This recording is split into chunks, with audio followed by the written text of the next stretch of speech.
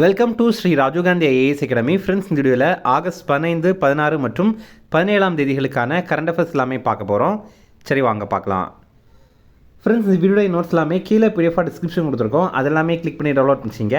அப்புறம் நம்ம Telegram group லிங்க்மே கீழே டிஸ்கிரிப்ஷன் கொடுத்துருக்கோம். அதிலேயுமே கிளிக் பண்ணி ஜாயின் பண்ணிங்க. நம்முடைய டெலிகிராம் குரூப்பில் கரண்ட் அஃபேர்ஸ் குயிசஸ் நடத்திட்டு வரோம். நீங்களுமே ஜாயின் பண்ணி அட்டன் பண்ணிக்கலாம். ஓகே, சரி வாங்க பார்க்கலாம். ஃபஸ்ட்டு 2026ஆம் ஆண்டுக்கான தகைசால் தமிழர் விருது யாருக்கு வழங்கப்பட்டது? ஆன்சர் கிருஷ்ணசாமி. இப்போ பார்த்தீங்கன்னா நம்ம இந்தியாவில் 80வது சுதந்திர தின விழா கொண்டாடுறோம். இதற்காக தமிழக அரசு தரப்பிலிருந்து சுதந்திர தின விழா விருதுகள் வழங்கியிருக்காங்க. இதை முதலமைச்சர் விஜய் அவர்கள் தான் வழங்கியிருக்காரு. இதில் தகைசால் தமிழர் விருது, தகைசால் அப்படின்னா சிறந்த அப்படிங்கிறது தான் அர்த்தம். இது பார்த்திங்கன்னா இந்த ஆண்டுக்கானது காங்கிரஸ் மூத்த தலைவர் எம் கிருஷ்ணசாமி அவர்களுக்கு வழங்கியிருக்காங்க. இவர் தமிழ்நாட்டிற்காகவும் தமிழ் மொழிக்காகவும் தொண்டாற்றியமைக்காக இது அவருக்கு வழங்கியிருக்காங்க. அப்புறம் தாவேகா பொறுப்பேற்றதுக்கு அப்புறம் இதுதான் முதல் சுதந்திர தினம் கொண்டாடுறோம். அப்போது முதல் முறையாக முதல்வர் விஜய் சென்னை கோட்டை கொத்தளத்தில் கொடியேற்றியிருக்காரு. அடுத்தது 2026 தமிழக அரசின் வீரதீர செயல்கள் புரிந்த பெண்களுக்கு வழங்கப்படும் கல்பனா சாவ்லா விருது யாருக்கு வழங்கப்பட்டது? ஆன்சர் நௌஷீன் பானு சந்த். இப்போ பார்த்தீங்கன்னா கல்பனா சாவ்லா விருது இது தமிழ்நாட்டில் வீரதீர செயல்கள் புரிந்த பெண்களுக்கு வழங்கப்படுறது. கோவையை சேர்ந்த நௌஷீன் பானு சந்த் அப்படிங்கிறவங்களுக்கு இந்த முறை வழங்கியிருக்காங்க. இவங்க என்ன பண்ணியிருக்காங்க அப்படின்னா டென்சிங் ஹில்லாரி எவரெஸ்ட் மாரத்தானை இருமுறை வென்றிருக்காங்க. இந்த மாதிரி இருமுறை வென்ற ஒரே தமிழக பெண் இவங்க தான். இது என்ன டென்சிங் ஹில்லரி எவரெஸ்ட் மாரத்தான் அப்படின்னா எவரெஸ்டுடைய பேஸில், அதாவது ஒரு அடிவாரத்தில் பார்த்தீங்கன்னா ரொம்ப கடினமான மாரத்தான் போட்டி நடத்துவாங்க. அதுதான் இந்த மாரத்தான் போட்டி. அதை இவங்க 2 முறை வென்றிருக்காங்க.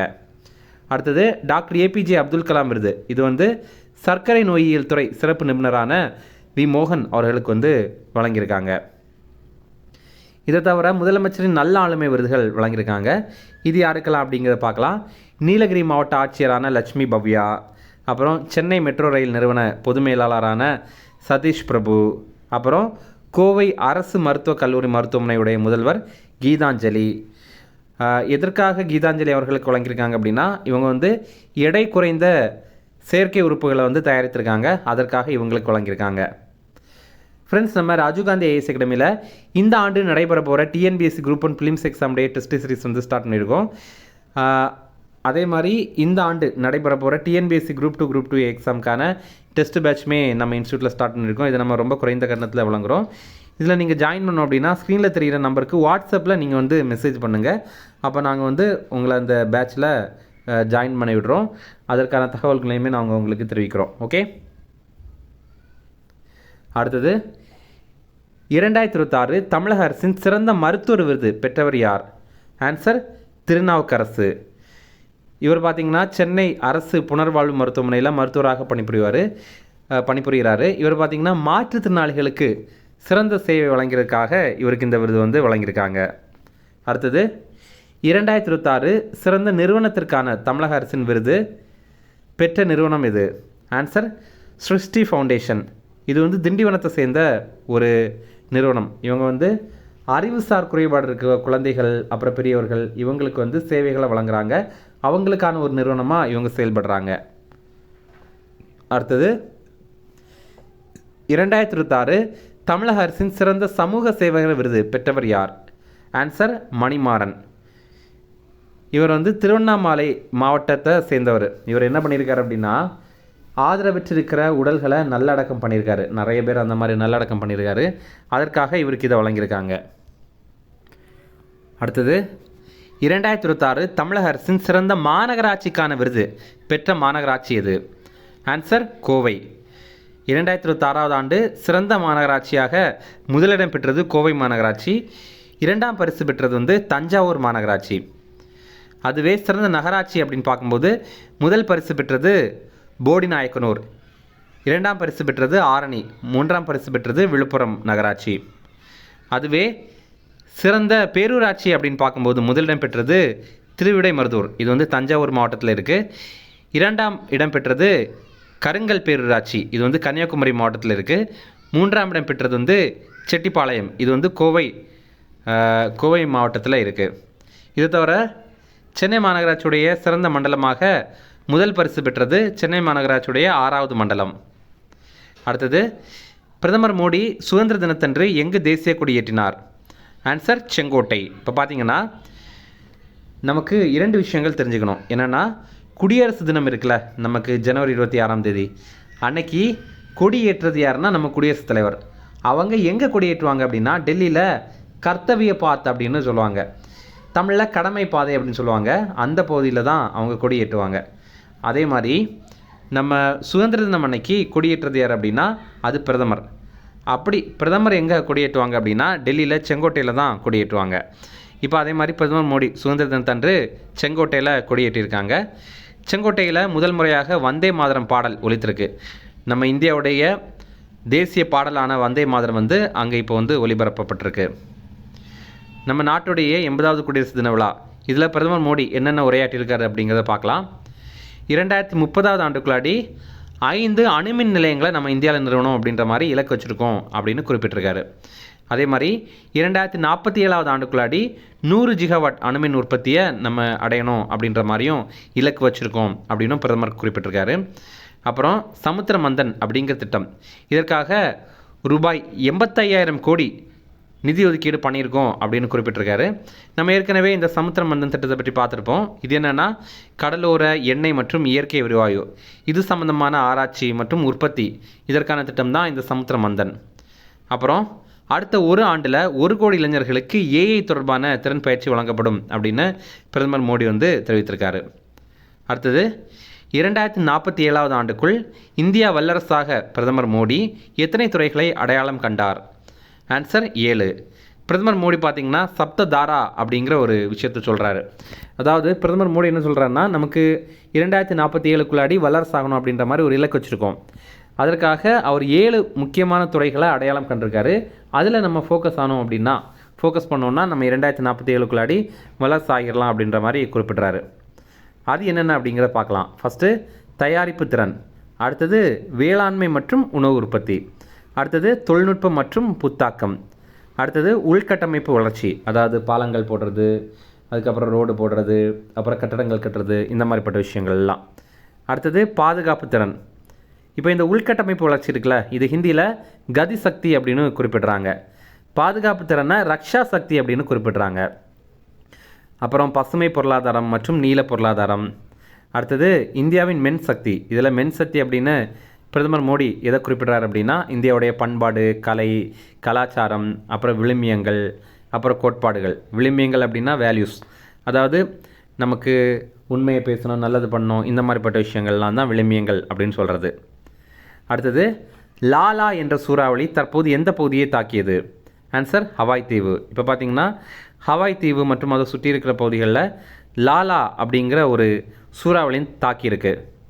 அடுத்தது, 2026 ஆண்களுக்கான ஹாக்கி உலகக்கோப்பை போட்டி எந்த நாட்டில் நடைபெறுகிறது? ஆன்சர் பி மற்றும் டி, அதாவது பெல்ஜியம் மற்றும் நெதர்லாந்து. இதில் பார்த்திங்கன்னா பெல்ஜியத்துடைய வாவரே அப்படிங்கிற பகுதியில் நடைபெறுது, நெதர்லாந்துடைய அம்ஸ்டல்வீன் அப்படிங்கிற பகுதியில் நடைபெறுது. இது ஆகஸ்ட் 15ஆம் தேதி ஆரம்பித்து 30ஆம் தேதி வரைக்கும் நடைபெறுது. அடுத்தது, இந்தியாவில் ஒரு நாளைக்கு எத்தனை டன் எல்பிஜி உற்பத்தி செய்ய மத்திய அரசு இலக்கு நிர்ணயம் செய்துள்ளது? Answer 63,810 tonne. இப்போ பார்த்திங்கன்னா நம்ம இந்தியாவில் ஒரு நாளைக்கு 63,810 டன் எல்பிஜி உற்பத்தி பண்ணணும் அப்படின்ற மாதிரி மத்திய அரசு இலக்கு வச்சுருக்காங்க. இந்த மாதிரி எல்பிஜி உற்பத்திக்கு இப்போ தான் முதல் முறையாக நம்ம மத்திய அரசு இலக்கு நிர்ணயம் பண்ணியிருக்காங்க. இந்த உற்பத்தி அட்டவணையை மத்திய அரசு ஒவ்வொரு ஆண்டும் ஜனவரி 1 மற்றும் ஜூலை 1 இந்த தேதிகளில் புதுப்பிக்கும். கடந்த நிதியாண்டு 2025-26 நிதியாண்டில் இந்தியா 3.32 கோடி டன் எல்பிஜி நம்ம பயன்படுத்தியிருக்கோம். இதில் 64% அதிகமான எல்பிஜி வெளிநாடுகளில் இருந்து தான் இறக்குமதி பண்ணியிருக்கோம். அப்போ நம்ம நாட்டிலேயே இதை உற்பத்தி பண்ணணும் அப்படிங்கிறதுக்காக தான் இது தொடங்கியிருக்கோம். அதாவது இந்த மாதிரி ஒரு இலக்கு வச்சுருக்கோம். அடுத்தது, அமெரிக்கா மற்றும் இஸ்ரேல் நாட்டின் ஊடகங்களுக்கு பேட்டி அளிப்பதை தடை செய்த நாடு எது? Answer Iran.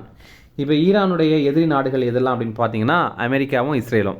அப்போ ஈரான் நாட்டை சேர்ந்தவங்க அந்த அமெரிக்காவுக்கும் இஸ்ரேலுக்கும் எந்த ஒரு பேட்டியும் வழங்கக்கூடாது. அப்படி பேட்டி வழங்கினாங்க அப்படின்னா அது குற்றம் அப்படின்னு தெரிவித்திருக்காங்க. அவங்களுக்கு 6 மாதத்திலிருந்து 2 ஆண்டுகள் வரைக்கும் சிறை தண்டனை விதிக்கப்படும் அப்படின்னு தெரிவித்திருக்காங்க. அடுத்தது, இந்தியாவின் முதல் வணிக பெயர் பெற்ற ரயில் எது? ஆன்சர் ஸ்ப்ரைட் தேஜஸ் எக்ஸ்பிரஸ். இப்போ பார்த்தீங்கன்னா நமக்கு இந்த தேஜஸ் எக்ஸ்பிரஸ் அப்படிங்கிறது லக்னோவில் உத்தரப்பிரதேசத்துடைய லக்னோவிலேருந்து புதுடெல்லி வரைக்கும் இயங்குகிற ஒரு ரயில். இப்போது ஸ்ப்ரைட் நிறுவனமும் ஐஆர்சிடிசி அமைப்பு வந்து ஒரு ஒப்பந்தம் போட்டிருக்காங்க. எதற்காக அப்படின்னா, ஸ்ப்ரைட் நிறுவனத்துடைய விளம்பரத்தை இந்த தேஜஸ் எக்ஸ்பிரஸில் வந்து அவங்க காட்சிப்படுத்தணும் அப்படிங்கிறதுக்காக. அதன் அடிப்படையில் இனிமேல் வந்து தேஜஸ் எக்ஸ்பிரஸ் வருது அப்படின்னா அது வந்து ஸ்ப்ரைட் தேஜஸ் எக்ஸ்பிரஸ் அப்படின்ற மாதிரி தான் அனௌன்ஸ்மெண்ட்லேயுமே இருக்கும். இப்போது அந்த எக்ஸ்பிரஸ் வருது அப்படின்னா, அதாவது அந்த ட்ரெயின் வருது அப்படின்னா, லக்னோ முதல் டெல்லி வரை செல்லும் ஸ்ப்ரைட் தேஜஸ் எக்ஸ்பிரஸ் முதலாம் நடைமேடையில் வந்து கொண்டிருக்கிறது, அந்த மாதிரி தான் சொல்லுவாங்க. ஓகேவா? இது வந்து அந்த நிறுவனத்திற்கு ஒரு வியாபாரம், ஒரு விளம்பரம். அதே மாதிரி நம்ம ஐஆர்சிடிசிக்கு, அதே மாதிரி இந்திய அரசுக்கு பார்த்திங்கன்னா அது ஒரு வியாபாரத்தினால நமக்கு கொஞ்சம் அமௌண்ட் கிடைக்கல, அதுதான். அடுத்தது, ஓய்வு பெற்ற பணியாளர்களுக்காக சந்தியா கிரண் என்ற மருத்துவ காப்பீட்டு திட்டத்தை அறிமுகம் செய்த மாநிலம் எது? ஆன்சர் ஆந்திர பிரதேசம். 70 வயதுக்கு மேலே இருக்கிற ஓய்வு பெற்ற அரசு ஊழியர்கள் மற்றும் அவர்களுடைய குடும்பங்களுக்கு ஆண்டுக்கு ரூபாய் 5 லட்சம் வரைக்கும் மருத்துவ காப்பீடு திட்டத்தை வந்து ஆந்திர பிரதேசத்தில் அறிமுகம் பண்ணியிருக்காங்க. அடுத்தது ரிவிஷன் பார்க்கலாம். 2026ஆம் ஆண்டுக்கான தகைசால் தமிழர் விருது யாருக்கு வழங்கப்பட்டது? ஆன்சர் கிருஷ்ணசாமி. அடுத்தது, 2026 தமிழக அரசின் வீர தீர செயல்கள் புரிந்த பெண்களுக்கு வழங்கப்படும் கல்பனா சாவ்லா விருது யாருக்கு வழங்கப்பட்டது? ஆன்சர் நௌஷீன் பானு சந்த். அடுத்தது, 2026 தமிழக அரசின் சிறந்த மருத்துவர் விருது பெற்றவர் யார்? ஆன்சர் திருநாவுக்கரசு. அடுத்தது, 2026 சிறந்த நிறுவனத்திற்கான தமிழக அரசின் விருது பெற்ற நிறுவனம் எது? ஆன்சர் சிருஷ்டி ஃபவுண்டேஷன். அடுத்தது, 2026 தமிழக அரசின் சிறந்த சமூக சேவகர் விருது பெற்றவர் யார்? ஆன்சர் மணிமாறன். அடுத்தது, 2026 தமிழக அரசின் சிறந்த மாநகராட்சிக்கான விருது பெற்ற மாநகராட்சி எது? ஆன்சர் கோவை. அடுத்தது, பிரதமர் மோடி சுதந்திர தினத்தன்று எங்கு தேசிய கொடி ஏற்றினார்? ஆன்சர் செங்கோட்டை, ரெட் ஃபோர்ட்டில் தான் ஏற்றிருக்காரு. அடுத்தது, 2047ஆம் ஆண்டுக்குள் இந்தியா வல்லரசாக பிரதமர் மோடி எத்தனை துறைகளை அடையாளம் கண்டார்? ஆன்சர் 7 துறைகள். அடுத்தது, லாலா என்ற சூறாவளி தற்போது எந்த பகுதியை தாக்கியது? ஆன்சர் ஹவாய் தீவு. அடுத்தது, 2026 ஆண்களுக்கான ஹாக்கி உலகக்கோப்பை போட்டி எந்த நாட்டில் நடைபெறுகிறது? ஆன்சர் பி மற்றும் டி, அதாவது பெல்ஜியம் மற்றும் நெதர்லாந்து. அடுத்தது, இந்தியாவில் ஒரு நாளைக்கு எத்தனை டன் எல்பிஜி உற்பத்தி செய்ய மத்திய அரசு இலக்கு நிர்ணயம் செய்தது? Answer 63,810 tonne. அடுத்தது, அமெரிக்கா மற்றும் இஸ்ரேல் நாட்டின் ஊடகங்களுக்கு பேட்டி அளிப்பதை தடை செய்த நாடு எது? Answer Iran. அடுத்தது, இந்தியாவின் முதல் வணிக பெயர் பெற்ற ரயில் எது? ஆன்சர் ஸ்ப்ரைட் தேஜஸ் எக்ஸ்பிரஸ். அடுத்தது, ஓய்வு பெற்ற பணியாளர்களுக்காக சந்தியா கிரண் என்ற மருத்துவ காப்பீட்டு திட்டத்தை அறிமுகம் செய்த மாநிலம் எது? ஆன்சர் ஆந்திர பிரதேசம். அவ்வளோதான் ஃப்ரெண்ட்ஸ். அப்புறம் வந்து போன வீடியோவில் நம்ம ஒரு ப்ரீவியஸ் இயர் கேள்வி கேட்டிருந்தோம், அதற்கான ஆன்சர் பார்க்கலாம். நியூ லேம்ப்ஸ் ஃபார் ஓல்டு எனும் தலைப்பில் கட்டுரை தொடர்னை எழுதியவர் யார் அப்படின்னா, ஆப்ஷன் டி அரவிந்தோ கோஷ் அப்படிங்கிறவர் தான். நிறைய பேர் கரெக்டாக ஆன்சர் பண்ணியிருந்தீங்க, எல்லாருக்குமே வாழ்த்துக்கள். இன்றைக்கான கேள்வி, 1917 இந்திய தேசிய காங்கிரஸின் தலைவராக அனி பெசன்ட் தேர்ந்தெடுக்கப்பட்டார். அவர் டேஸ் கூட்டத்திற்கு தலைமை தாங்கினார். அவர் எந்த கூட்டத்திற்கு தலைமை தாங்கினார் அப்படிங்கிறத கமெண்ட்ஸில் சொல்லுங்கள். ஆப்ஷன் ஏ பம்பாய், அதுவா? ஆப்ஷன் பி கல்கத்தா, அதுவா? ஆப்ஷன் சி சூரத், அதுவா? ஆப்ஷன் டி லக்னோ, அதுவா? இதில் கரெக்டான ஆன்சரை கமெண்ட் பண்ணுங்கள். இந்த வீடியோ பிடிச்சினா கண்டிப்பாக லைக் பண்ணுங்கள். நம்மளுடைய சேனலுக்கு சப்ஸ்கிரைப் பண்ணி வச்சிங்க. உங்கள் நண்பர்களுக்குமே ஷேர் பண்ணுங்கள். கண்டிப்பாக இது அவங்களுக்கும் நல்லதாக இருக்கும். Okay, thank you.